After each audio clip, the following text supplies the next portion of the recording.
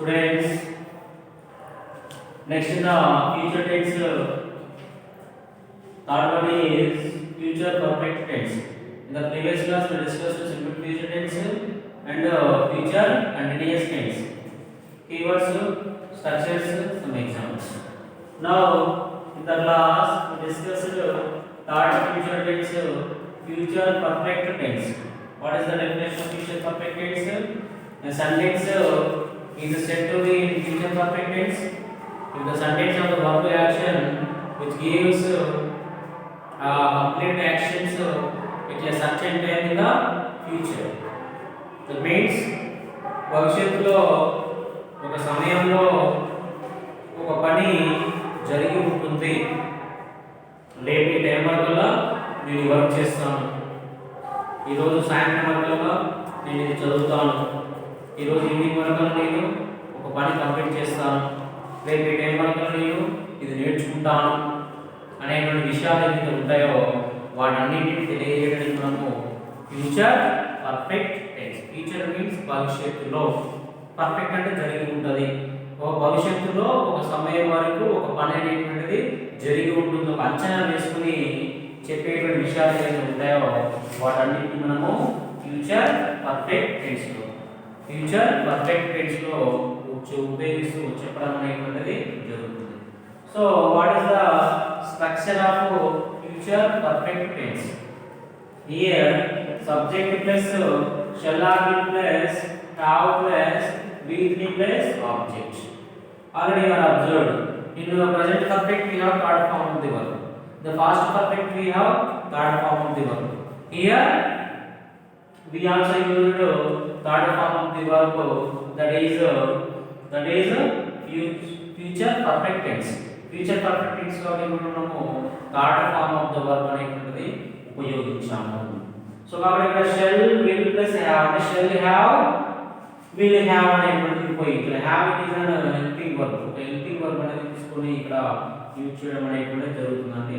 shall have, will have plus will plus object అనేది what are the keywords? Keywords ఏమిటంటే major అనేటువంటి keyword కనబడేటువంటిది by, by అనేటువంటి ఒక ప్రిపోజిషన్ అనేటువంటిది ఇక్కడ మనకి ఇండికేట్ చేస్తుంది.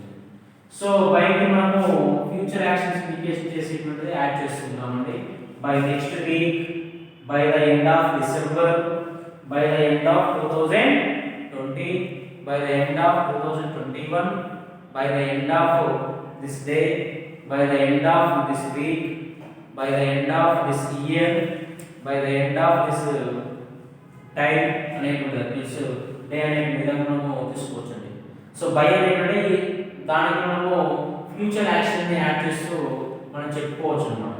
ఈ విధంగా మనకి కీవర్డ్స్ అనేటువంటి యూజ్ చేస్తామండి. మేజర్గా మనకు కనపడే కీవర్డ్ ఏంటి సార్ అంటే బై అనేటువంటి preposition.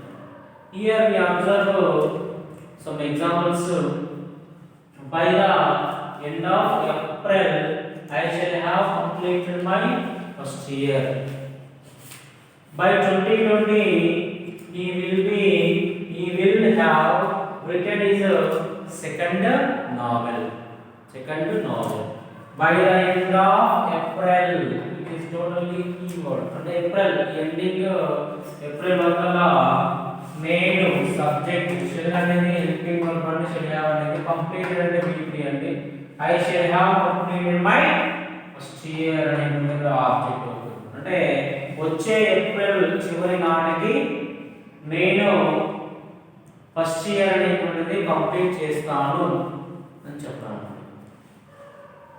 By 2020 he will have written his second novel. Already he has written first novel, then he is telling about his second novel. Before complete అయిందంటే by 2020 means here end of the 2020 అన్నమాట. ఈ సంవత్సరంలో 2025 వరకు ఇతడు ఏం చేశాడంటే తన యొక్క సెకండ్ నావెల్ అనేటువంటిది కంప్లీట్ చేస్తాడు అని చెప్తున్నాడు అన్నమాట. సో కాబట్టి he will have written his second novel by this year, by this 2020 We in the example examination point of view లో అడిగేటువంటి విధంగా ఉంటుందండి. వి డాష్ కంప్లీట్ ఇంటర్ బై 2022 వరకు మేము ఇంటర్మీడియట్ కంప్లీట్ చేస్తామని చెప్పడానికి వి వాటి క్రమంలో విల్ గాని షెల్ గాని తీసుకోవచ్చండి. వి షెల్ ఆ విజనాలు తీసుకున్న తర్వాత మనకి ఏమొస్తుంది, హ్యావ్ వస్తుంది. నేను కంప్లీట్ ఏమైతుంది, వి త్రీ కాబట్టి completed.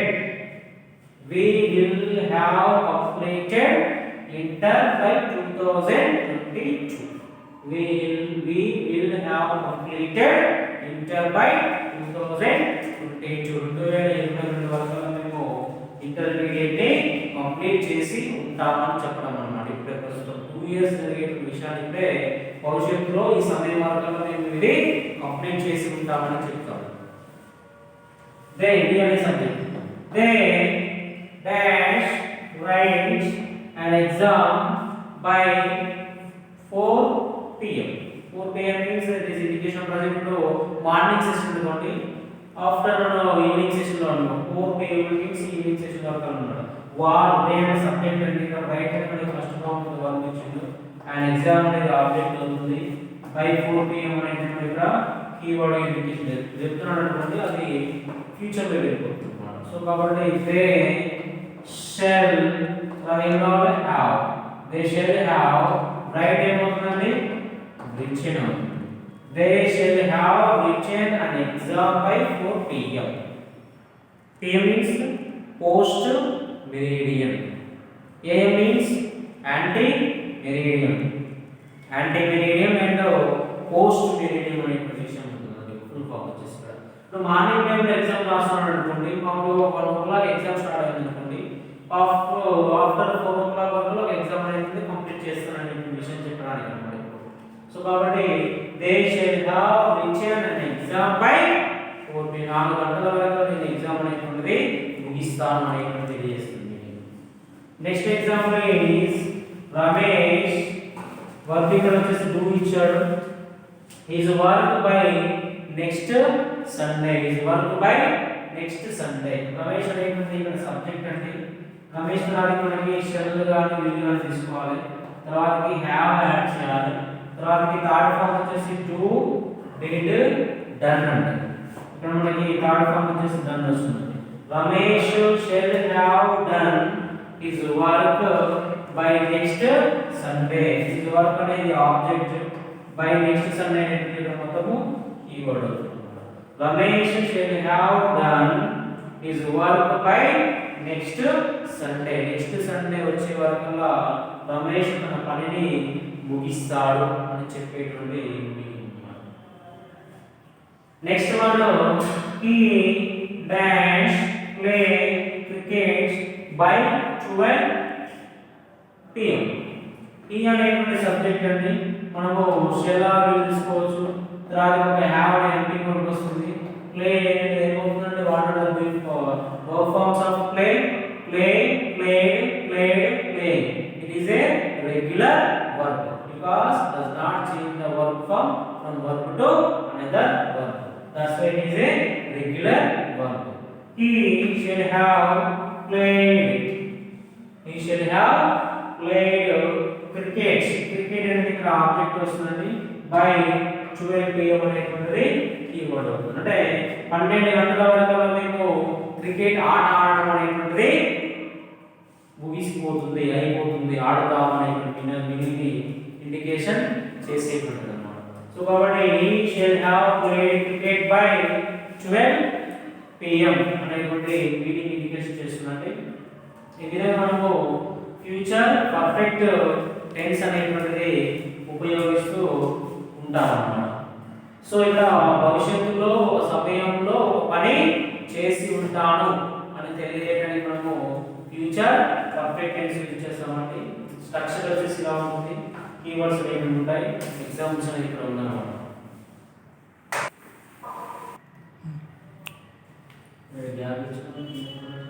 Let's students, the future tense fourth one.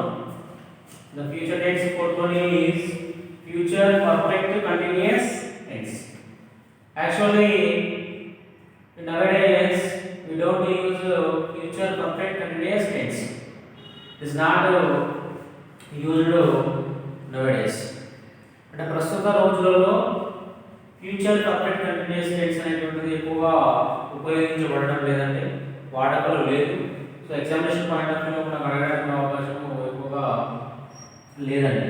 So కాబట్టి ఫ్యూచర్ పర్ఫెక్ట్ టెన్స్ గురించి ఒక స్ట్రక్చర్, కీవర్డ్స్, మన ఎగ్జాంపుల్ ఏంటో మనం తెలుసుకొని ఉంటే బాగుందనే ఉద్దేశంతో ఇక్కడ డిస్కస్ చేయడం జరుగుతుందండి.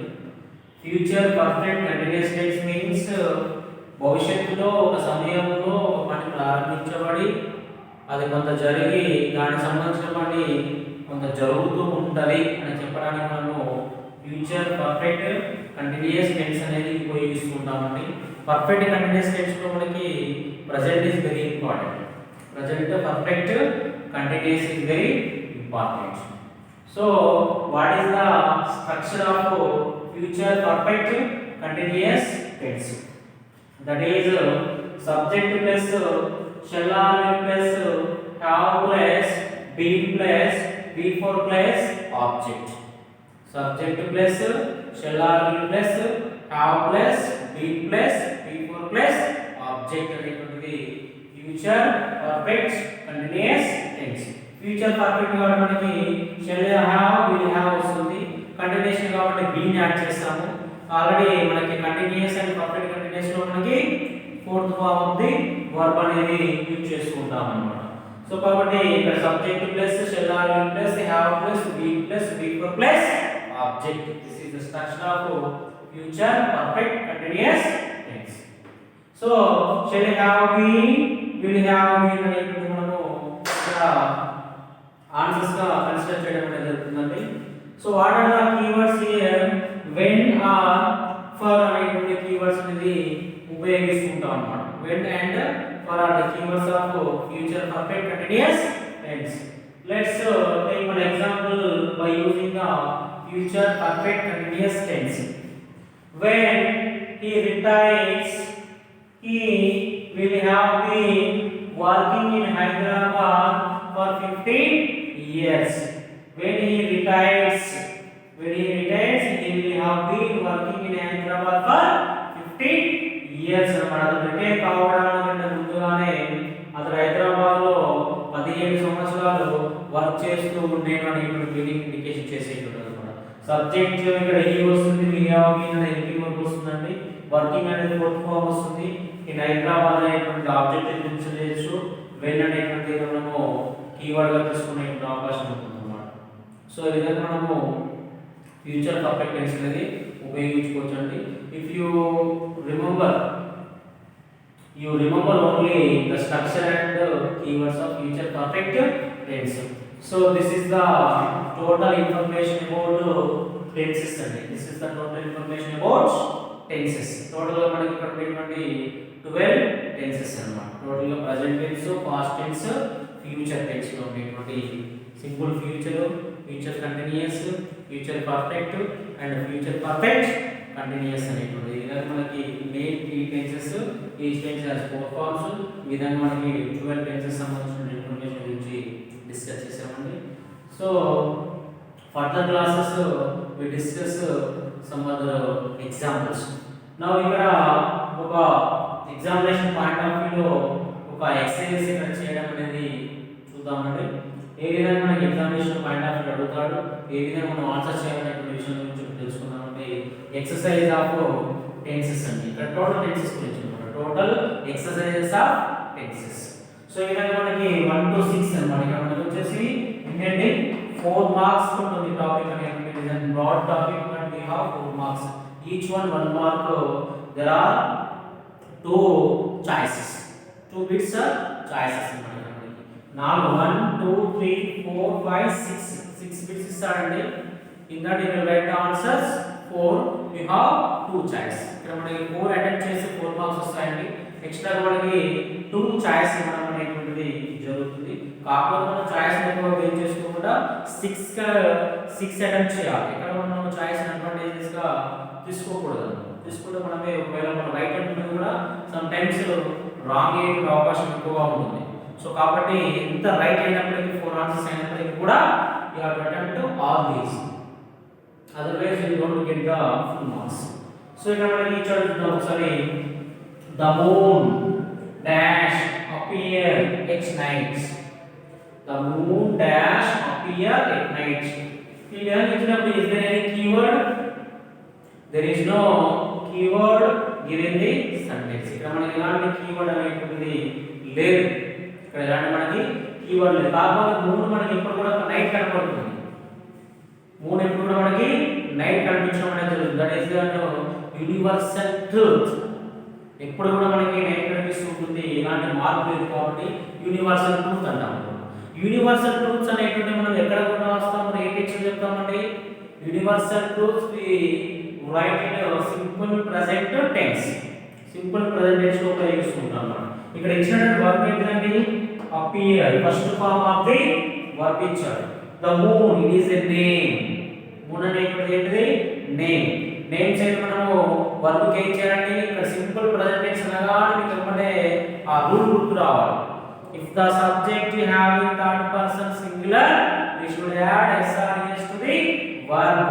Important అర్థం చేసుకోండి. ఇక్కడ the moon, it is a subject, it is a third person singular, that's why we should add SRES to the verb. That means appear becomes appears. appear అనేది ఏమవుతుందండి, appears అవుతుంది. s కానీ s కానీ verb మనము add చేస్తాం. So now the answer is appears. The total sentence means the moon appears at night. At night అనేటువంటి ఇక్కడ మనం ఆబ్జెక్ట్ ని తీసుకుందాం. At night is an object. The moon appears at night. ఎప్పుడు జరిగేటువంటి ప్రక్రియ. Then second one is Aarti dash acting in films since her marriage. Since her marriage. Aarti dash act in films. Aarti అనేటువంటి subject అండి, act అనేది verb, in films అనేటువంటి object, since keyword అన్నమాట. Since her marriage అనేటువంటి మొత్తం మనము keyword గా తీసుకోవచ్చు అన్నమాట. అంటే తన మ్యారేజ్ అప్పటి నుండి కూడా ఆమె సినిమాలలో నటిస్తూ ఉన్నది ఇక్కడ. కాబట్టి ఇక్కడ మనకి ఏ థింగ్స్ అంటే సిన్స్ అనేటువంటి ఎందులో ఉంది మనకి, సిన్స్ అనగానే మీరు ఎప్పుడు గుర్తుపట్టేసి that is we use in present perfect continuous tense. What is the structure of present perfect continuous? Subject plus has, have plus been plus before plus object. So that subject singular ఉంది, ఆర్టి కాబట్టి ఇక్కడ has వస్తుంది. తర్వాత been add చేసుకోవాలి. Act అవుతుంది, before mention చేస్తాం కాబట్టి acting అవుతుంది. Aarti has been acting in films since her marriage. తన మ్యారేజ్ అయినప్పటి నుండి ఇప్పుడు కూడా ఆర్తి సినిమాలలో నటిస్తూ ఉన్నది అనేటువంటి విషయాన్ని ఇండికేషన్ చేస్తుంది. ఏంటంటే మీరు ఇక్కడ కీవర్డ్ మీకు గుర్తుపడాల్సిందంటే కీవర్డ్ని పిక్ చేసుకున్నారు అనుకుంటే మీకు టెన్స్ ఏదో తెలిసిపోతుంది. ఆ టెన్స్ బట్టి స్ట్రక్చర్ని ఇక్కడ మీరు రాయడం అన్నమాట. So answer is has been acting అనేది. The third one, I just dash receive a call. I అనేటువంటిది సబ్జెక్ట్, just అనేటువంటిది కీవర్డ్, receive అనేటువంటిది verb, a call it is an object అనేది. A call it is an object తీసుకుంటాం. So కాబట్టి the sentence is in which tense? Is there any keyword? Just ఎక్కడ వచ్చింది మనకి, just now, till now, already, recently, so far, అనేటువంటి మనము previous class లో discuss చేసామండి. It is used in present perfect tense. What is the structure of present perfect tense? Subject plus has, have plus v3 plus object. So కాబట్టి ఇక్కడ I just అయితే వస్తుంది, have వస్తుంది. I just have received ఏమవుతుంది, received. I just have received a call. I just have received a call. ఇక్కడ complete answer మీ answer వచ్చేసి have received. Then fourth one, the tsunami broke while the sailors row అనేటువంటి verb ఇచ్చాడు. The boats అనేటువంటి ఇక్కడ object అవుతుంది. ఇలా ఇచ్చినప్పుడు మీరు what is subject, what is verb, is there any keywords you have to find out first of all. What is the subject? The tsunami is a subject. Broken. Second form of the verb which. While is an keyword. The sailors అనే subject వస్తున్నది, అక్కడ రో అనేది మనకి verb గా ఉంటుంది. So ఇక్కడ మీకు అర్థమవుతుంది కదా, వీచ్ వచ్చిందంటే discrimination of the past tense. Subject plus which ఉందంటే సింపుల్ పాస్ట్ టెన్స్ ఇచ్చిండు. సింపుల్ పాస్ట్ టెన్స్ ఇచ్చిందంటే ఖచ్చితంగా మనకి పాస్ట్ కంటిన్యూస్ అని ఉండాలి, లేకపోతే పాస్ట్ పర్ఫెక్ట్ టెన్స్ అని ఉండాలి. Already previous class we discussed past tense. In every past tense we have simple past tense. So the tsunami broke while the sailors, is a singular or plural? Sailor means those who are sailing the boats are called sailors. ఎవరైతే పడవను నడుపుతారో, పడవ ప్రయాణం చేసేటువంటి వారిని మనము sailors అంటాం. So కాబట్టి ఇక్కడ sailors means here plural subject కాబట్టి మనకి ప్లూరల్ హెల్పింగ్ వర్బ్ అనేటువంటిది was is a singular, were is a plural. The sailors were row ఏమవుతుంది, కంటిన్యూస్ ఫార్మ్ కాబట్టి rowing అవుతుంది. The tsunami broke while the sailors were rowing the boats. ఎప్పుడైతే ఏ సమయంలోనైతే tsunami వచ్చిందో ఆ సమయంలో సేలర్స్ బోట్ నడుపుతూ ఉన్నారు, నడిపే సమయంలోనే సునామీ రావడం జరిగింది అనే విషయాన్ని ఇండికేషన్ చేస్తుంది. సో ఈ విధంగా అకార్డింగ్ టు వైల్ ప్రకారంగా మనము యొక్క టెన్స్ ని గుర్తుపట్టి ఆన్సర్ చేయాల్సిన అవసరం ఉంది. Then fifth one is Gandhi dash pass away in 1948. In 1948 it is a fast tense because there is a keyword, there is no keywords. In 1948 అనేది ఫాస్ట్ టెన్స్ కదా, ఎప్పుడో గతంలో జరిగిపోయింది. గాంధీ గారు 1948లో చనిపోయారని చెప్పడం. సో కాబట్టి ఇక్కడ పాస్ ఏమవుతుంది, ఇక్కడ పాస్డ్ ఫాస్ట్ టెన్స్ కాబట్టి passed away. Gandhi passed away in 1948. ఇక్కడ V1 అనేది మీరు ఎందులో చేంజ్ చేస్తారండి, సెకండ్ ఫార్మ్ లోకి చేంజ్ చేయాలి. There is no keywords in simple past tense. Then sixth one is listen. Somebody dash scream అనేటువంటి verb అంటే ఇక్కడ somebody అనేటువంటి subject అండి, listen అనేటువంటి keyword. Where in which tense we observe listen? You have any idea? Listen, don't disturb, see, hear, now, present, look. All these are keywords of present continuous tense. The work which is going on in the present, impact at present time is called present continuous tense. What is the structure of present continuous tense? Subject plus am plus before plus object. Here the subject is a singular. That's why we use the singular helping verb is. Scream becomes free form లో వెళ్తుంది కాబట్టి ఈ form add చేస్తే screaming అవుతుంది. So కాబట్టి listen somebody is screaming, listen somebody is screaming అనేటువంటి. So ఈ విధంగా మీకు examination point of view 6 bits ఇస్తాడండి. ఇలా 6 బిట్స్ ఇచ్చినప్పుడు మాక్సిమం గా ఎవ్రీ సెంటెన్స్ హ్యాస్ కీవర్డ్, ఖచ్చితంగా కీవర్డ్ ఉంటుంది. లేకపోతే కీవర్డ్ లేనప్పుడు కనీసం సెంటెన్స్ మీనింగ్ మీరు అర్థం చేసుకున్నప్పటికీ కూడా ఆ యొక్క సెంటెన్స్ మీనింగ్ అర్థం చేసుకుని మీరు అది ప్రెజెంట్ లో ఉందా, పాస్ట్ లో ఉందా, ఫ్యూచర్ లో ఉందా కూడా మీకు ఒక ఐడియా అనేటువంటిది రావడం అనేటువంటిది జరుగుతుంది.